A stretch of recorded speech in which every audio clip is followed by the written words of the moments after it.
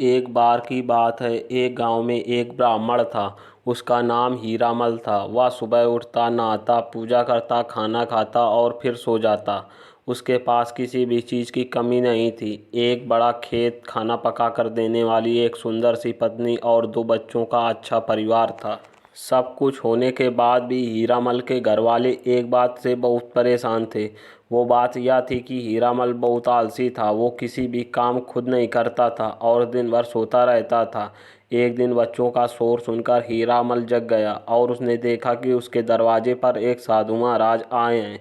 हीरामल और उसकी पत्नी ने साधु महाराज का स्वागत किया और उन्हें भोजन कराया। भोजन के बाद हीरामल ने साधु की खूब सेवा की। साधु महाराज उसकी सेवा से बहुत प्रसन्न हुए और उन्हें वरदान मांगने को कहा। हीरामल ने वरदान मांगा कि मुझे कोई भी काम न करना पड़े और मेरी जगह कोई और मेरा काम कर दे।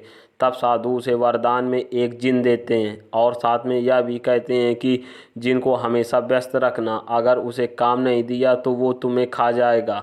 वरदान पाकर हीरामल मन ही मन बहुत खुश हुआ और साधु को आदर के साथ विदा किया। साधु के जाते ही वहाँ एक जिन प्रकट हुआ। पहले तो हीरामल उसे देखकर डर जाता है, लेकिन जैसे ही हीरालाल से काम मांगता है तब हीरालाल का डर दूर हो जाता है और वो उसे पहला काम खेत जोतने का देता है। जिन वहाँ से गायब हो जाता है और हीरामल की खुशी का ठिकाना नहीं रहता। कुछ ही देर में जिन फिर आ जाता है और बोलता है कि खेत जोत दिया, दूसरा काम दीजिए। हीरामल सोचता है कि इतना बड़ा खेत इसने इतनी जल्दी कैसे जोत दिया। हीरामल इतना सोच ही रहा था कि जिन बोलता है कि अगर जल्दी मुझे काम बताओगे नहीं तो मैं आपको खा जाऊंगा। हीरामल डर जाता है और बोलता है कि जाकर खेत में सिंचाई करो। जिन फिर वहाँ से गायब हो जाता है और थोड़ी ही देर में फिर आ जाता है। जिन आकर बोलता है कि खेत की सिंचाई हो गई, अब अगला काम बताइए। हीरामल एक एक करके सभी काम बताता जाता है और जिन उसे चुटकियों में पूरा कर देता है। हीरामल की पत्नी यह सब देख रही थी और अपने पति के आलसीपन पर चिंता करने लगी।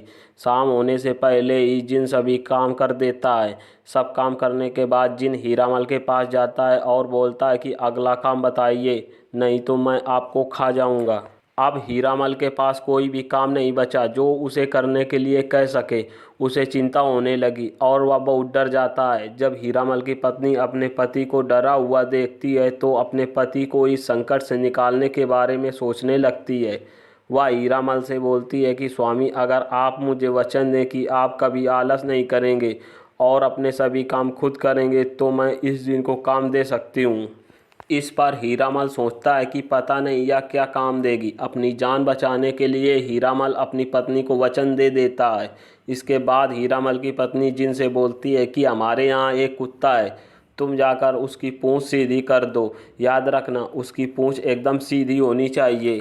जिन बोलता है कि अब यह काम कर देता हूँ। यह बोलकर वह वहाँ से चला जाता है। लाख कोशिश करने के बाद भी वह कुत्ते की पूंछ सीधी नहीं कर पाता और हार मान लेता है।